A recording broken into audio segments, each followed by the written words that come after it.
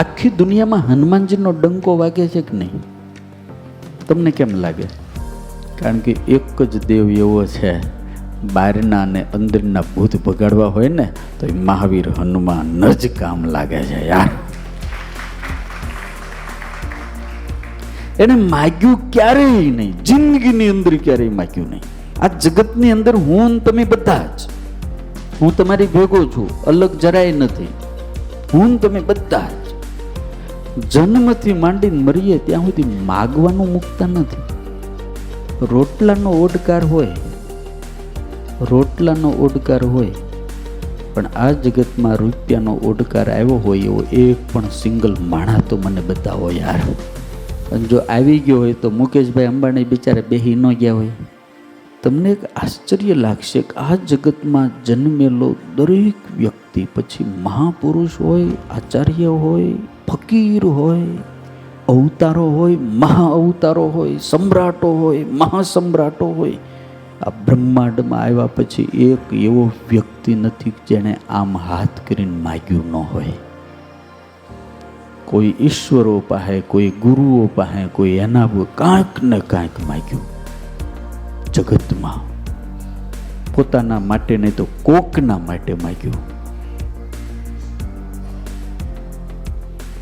પણ આ બ્રહ્માંડની રચના થઈ ત્યારથી આજ દિવસ સુધી ફક્ત એક વ્યક્તિત્વ એવું આ જગતમાં પ્રગટ થયું કે જાણે ઈશ્વરો પાસે પણ, અવતારો પાસે પણ, પુરુષોત્તમ નારાયણ પાસે પણ કોઈની પાસે ક્યારે આમ લાંબો હાથ નથી કર્યો. એનું નામ મારો હનુમાન છે.